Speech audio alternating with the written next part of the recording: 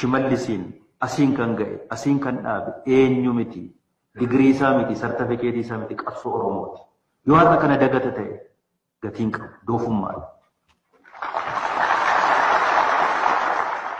Dooktar Abiyyiin lammaa barcuma kanarra kan kaa'e asiin kan ga'e qabsoo dhiiga lafee ilmaan Oromooti.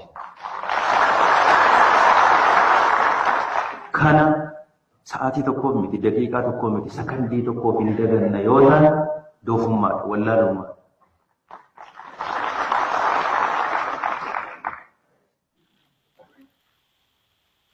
Hayya harka fuunee ashamaa dhaggeeffattoota keenya obolammaa magarsaa kaleessa odoo ODP'n summii diinaatiin hin masakamin haala kanaan dhugaa qabsoo Oromoo dubbachaa ture. Namni haala irra kutee yookiin haala aangoo tanatti itti dhufe yookaan daganutee doofummaa yookiin wallaalummaa akka jeetti biyyattiin yeroo ammaan tanaa doofaan akka bulaa jirtu mataa ifitti fragaa firati bahaa jiran. Ani waanuma xiqqatu naan galle erga dhaladhe akaakayyuu kiyya diinatu nyaata. Abbaa haadha kiyyaa diinatu nyaata. Abbaa kiyyaa diinatu nyaata. Daa'ima kiyya diinatu nyaata. Eessummaan kiyya salladhuman. Kiyya qofti utuu hin ta'in inni na barsiisaa ture harka diinaatiin nyaatame. Inni an barsiisaa ture harka diinaatiin nyaatame. Ani waanuma takkatu naan galle. Namni kaawoo takka qabu Oromoon bakka sadiitti nu tokko. Akki du'aa jirullee tokko. Daa'imni kiyya keessan. Daa'imni Wallaggatti du'u kiyya. Daa'imni Baalatti du'u kiyya. Daa'imman kiyya awwaalaa taa'ee bakkeen an fooyama ittiin argadhe eessa yoo waan garaa kayaan baate malee.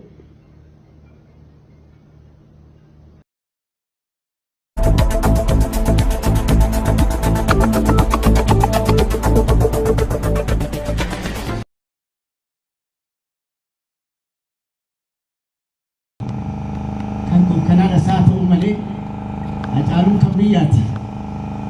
Ajaa'iluun kan saba Oromooti. Ajaa'iluun kan saba Oromooti. Ajaa'iluun immoo ilaa yaa qeerroo yaa qarree nama namanii nama jaadhaa malee nama namanii nama jaadhaa malee nama namanii nama jaadhaa malee maaliif kan jedhee Ajaa'iluun namanni amanu namanni jaalatu geessee balleessisee. Dargaggoonni tibba darbe naqamteetti ajjeefaman eenyu jiraattotniif maatiin waan jedhan. Nama kiliittariin mana keessa ollitee taa'u qabuu danda'anii ajjeesuun sirriidha jechuudha. Mootummaan naannoo Tigraay haala mootummaa federaalaa waliin jiru irratti ibsa baaseera. Humnaan jilbeeffachiisa jedhee socho'aa jiraa jedhu Dr. Dabratsiyoon odeessaalee gaggabaaboo biroos qabna. Hangalaanaa Balaay nu waliin tura. Godina Wallagga Lixaa aanaa Gullisootti namoonni nagaa lakkoofsi isaaniin ibsamne haala sukkanneessaan hidhattootaan ajjeefamuu mootummaan naannoo Oromiyaa hime. Ajjeechaan kun loltoota ABO shaneetiin raawwatame ka jedhu mootummaan naannoo Oromiyaa lakkoofsa namoota miidhamanii ifatti kan hin ibsine waggaa ta'u namootni ijaan argineerraa jedhan garuu 60 lubbuu dhabee jedhu. Eliyaas Mulugeetaa dabalee isinitti hima. Ajjeechaa dilbata kaleessaa raawwatame kanaan haga ammaa lakkoofsi namoota du'anii ifatti kan ibsamne yogguu ta'u mootummaan qaama hidhate ABO shaneeti jedhuun akka raawwatame ibseera. Jiraataan naannichaa maqaan isaanii akka dhahamu hin barbaanne tokko BBCtti akka dubbatanitti bosona seenanii dhokachuun lubbuu akka oolan dubbatu.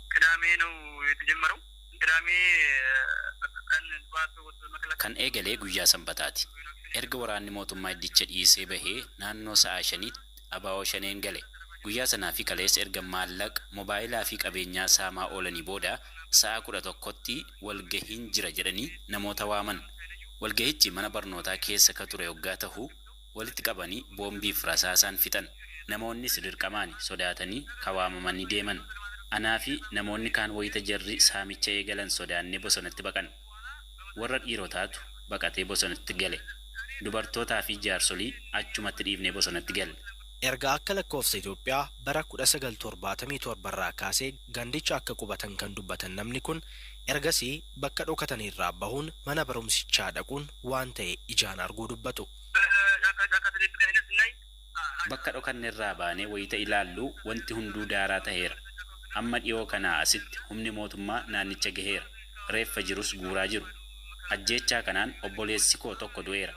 Eessumni koo jaarsa ta'anii fi ilmi isaaniis maatii isaanii waliin du'aniiru.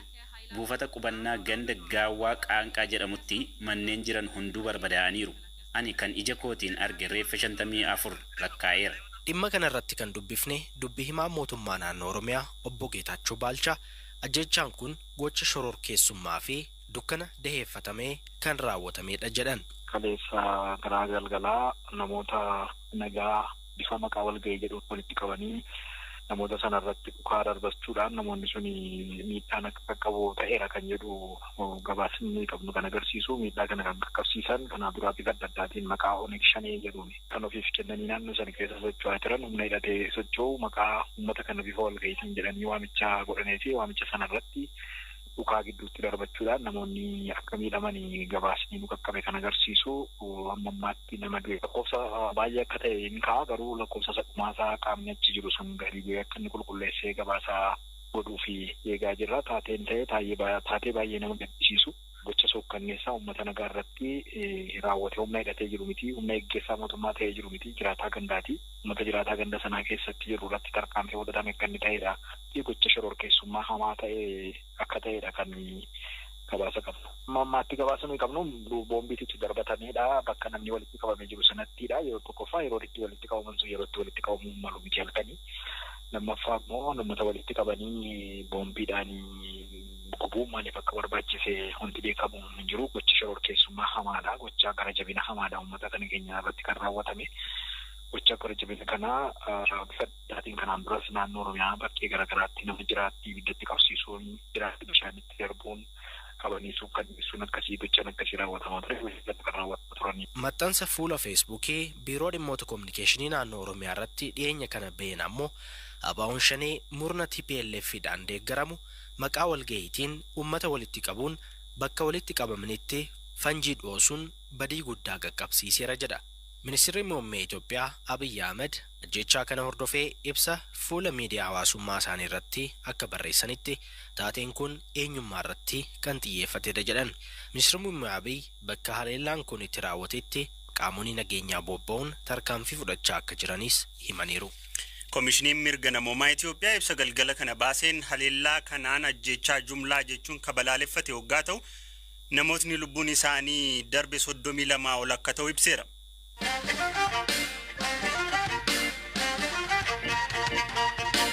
Mootummaa federaalaa waliin wal dhabdeef muddama keessa ka jiru mootummaan naannoo Tigraay ibsaarra baaseen mootummaan federaalaa naannicha irratti tarkaanfii humnaa fudhachuuf qophaa'aa jira jechuun himate. Dhimma kana irratti deebii dubbii himaa raayyaa ittisa biyyaa fi waajjira ministeera muummeerraa deebii argachuuf yaaliin goone hin milkoofne. Pireezidaantiin mootummaa naannoo Tigraay Dr. Dabratsiyoon Gabra Mikaa'el garuu ibsa isaanii kanaan ministeerri muummee Dr. Abiy Tigraay irratti tarkaanfii fudhachuu akka danda'an himuun hawaasni qophii akka itti fufu dhaaman. ናብ ሓይሊ ሲኸይድ ኣሎ መንግስቲ እዚ ብጉልበት ኩሉ ጸጥታት ኩሉ ናይ ሚዲያ ወፍርታት mootummaan kun gara humnaatti ce'aa jira. Dhiibbaa hedduu, duula miidiyaa hedduu, uleewwan diinagdee hedduu booda amma ammoo humnaaniin jilbeeffachiisa jedhee socho'aa jira. Agarsiiftuun hedduun jira. Humnaan wanti furamu homtuun jiru. Garaagartummaan siyaasaa humnaan furamuu hin danda'u. Deebitee marii siyaasaan hiikuu dandeessa. Aangonis yoo ta'e filannoon malee karaan biraa ittiin furamu hin jiru. Garaagarummaan siyaasaa garuu sadarkaa amma jirruun nu gaheera. Kana kan jenneef qophiiwwan waan jiraniif agarsiiftuun tokko raayyaan ittisaa akka qophaa'u itti himamuu isaati. Dr. Dabratsiyoon ibsa isaanii kanaan muddamni jiru karaa nagaa mariin akka furamu fedha qabaachuu isaanii himaniiru. Itti dabaluunis fedha rakkoo jiru nagaan furuuf qaban ilaalchisee hooggantoota biyyoota biroof xalayaa barreessuun beeksisuu himaniiru. Haa ta'u malee rakkoon kun karaa nagaan furamu yoo ta'e nuti qophaa'aa jirraa jedhan. ሕዝቡን ንሕና ሰላም ኢና እንደሊ ትግራይ ውግእ ይትደልን nuti ammas nagaa barbaanna. Tigraay waraanan barbaaddu. Hiyyummaarraa of baafachuu barbaadde. waraanicha hin barbaannu gara waraanaatti nu galchinaan garuu ofirraa qolanna. Waraanatti akka hin galleef jennee qophoofneerra. Kan qophoofne ammoo humna qopheessuuni. Nutis raayyaa qopheessineerra. Milishoota keenya qopheessineerra. Humna addaa keenyas qopheessineerra. Waraana hambisuuf qophoofne. Wal waraanuu yoo qabaanne garuu injifachuuf qophoofneerra. Mootummaan federaalaa fi mootummaan naannoo Tigraay seera maleessaa waliin jechuun hariiroo isaanii erga adda kutanii booda muddamni gidduu isaaniitti dhalate gara lolaatti akka hin ceene sodaatamaa jira. Dhaabbileen biyya keessaaf biyya alaas muddama kana marii fi araaraan furuuf yaalaa turan. Ministeerri Muummee Abiy Ahmed dhiyeenya mana maree bakka bu'oota uummataatti rakkoon naannoo Tigraay waliin jiru seeraaf seera qofaan furamaa jechuun dubbatanii turani.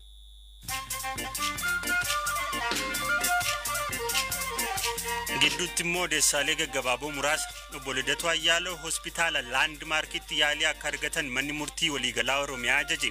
Ajaja mana murtichaa akka hordofee obbo Lidatuun guyyaa boruutti yaalii fayyaa akka argatan waa'illi isaanii obbo Adaana Taaddasa BBC'tti himaniiru.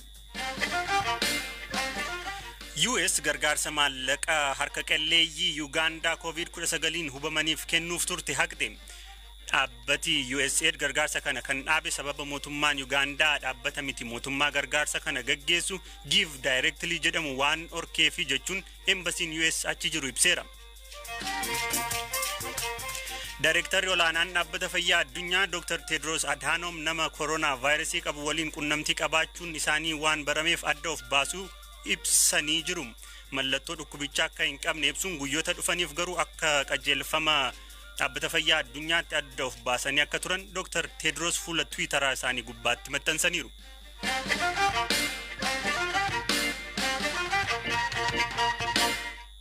Akka lakkoofsa Itoophiyaa onkololeessa 13 bara 2013 magaalaa Naqamtee keessatti ajjeefamuun dargaggoota magaalittii 5 erga dhaga'ame eenyummaan dargaggoota kanaa gaaffii ta'ee jira. BBC Afaan Oromoo dhimma ajjeechaa dargaggoota kanaa irratti odeeffannoo gahaa argachuuf tattaaffii taasiseen maatii dargaggoota ajjeefamaniin dabalataan jiraattota magaalittii dhimma kana hordofanitti bilbileera. Jiraataan magaalittii maqaan isaanii akka hin eeramne nu gaafatan dargaggeeyyii ajjeefaman keessaa tokko guyyoota dura magaalittii keessatti ajjeechaa qaamolee nageenyaa mootummaa irratti raawwatame keessaa harka ka qabuu fi taateessaniin rasaasaan rukutame kan miidhame akka ta'e himaniiru. Ijoolleen hafan afran hiriyyaa isaanii kana dubbisuu dhaqanii qaama nageenyaa mootummaa mana dargaggoo kanaa bira gahee hordofaa tureen tarkaanfiin irratti fudhatamuu himan. Dargaggoota rasaasa qaamolee mootummaan ajjeefaman keessaa tokko ka ta'e Heenok Yohaannis. Abbaan Heenok luba Yohaannis dheeressaatti bilbilee ilmi isaanii ajjeefamuu isaan dura haala itti turee fi sababa ajjeefamuu isaa waan mootummaan jedhu irratti yaada qaban gaafanneerra. Heenok Yohaannis jedhama. Dargaggeessa waggaa 24 fi barumsa isaa digirii tokkoffaa fixee waggaa 2. Eessaa eebbifame? Maaliin eebbifame? Wallaggaa elektirikaal injineeriidha. Ergasiisin bukkee ture? Ergasiina bukkee jira. Gaafa kaan jiruu barbaada. Jiruu kanas iddoo meeqatti galmaa'ee sababa Oromummaa dhabe. Kanaaniti manuma jiraata. Manuma nu gargaara malee iddoo dhaqee hin qabu balleessaa qabu hin qabu. Mucaan keessan akka mootummaan jedhu qaama nageenya booressu jedhee waamu shanii wajjiniin hariiroo qabaa itti dhiyaattanii beektu ooltiisa. Waan tokko isaa balleessu argeen beekuu isaa manaa deemus argeen beekuu Finfinnee dhaqee hojii barbaacha Finfinnee dhaqee haatisaa dingata na dura dhukkubsattee jennaan haadha fiduudhaaf dhufe malee waan addana keessaa waan keessa jiru hin qabu. Ganama gaafa sanaa ciree nyaatee bahee hiriyoota isaa ilaaluu dhaqee lafannee akkatti wanti kun isa mudate waan an beekuyyuu hin qabu. Warra shaniidha jedhamanii mootummaan ibsu wajjiniin hariiroon qabu? Hin qabu. Mana hoo kireeffatee galaa ture hiriyoota isaa wajjin? Lakki maali mana bula manuma jira ilbii booda gararraa beeko Naqamteen Damuluu uummata Naqamtee kana itti galateeffadhu isaanii kan owwaala isaa sirriitti akka owwaalamuu fi dhaqanii reeffa isaa harkaan fuudhanii naa fidan. Sa'aatii meeqatti dhageessanii ajjeefamuu isaanii? Isaan sa'aatii shanii fi walakkaa irratti ajjeefaman jedhanii immoo 11tti dhageenya. Yoom argattan reeffa mucaa keessanii? Reeffa mucaa keenya ammoo onkoloolessa 14 nu laatanii jennaan gaafasuma owwaalle. Nama siliipteriin mana keessa ollitee taa'u qabuutuu danda'anii ajjeesuun sirriidha jechuudha. Dargaggoo biroon ajjeefame Raaguweel Haayiluu ammoo barataa Yuunivarsiitii Wallaggaa muummee injinaringii waggaa lammaffaa ture. Abbaan isaa obbo Haayiluun ilmi isaanii waggaa lama dura osoo yuunivarsiitii irraa deebi'u qaamolee mootummaan erga qabame haga guyyaa reeffa isaa arganitti achi buutee isaa dhabuu dubbatu.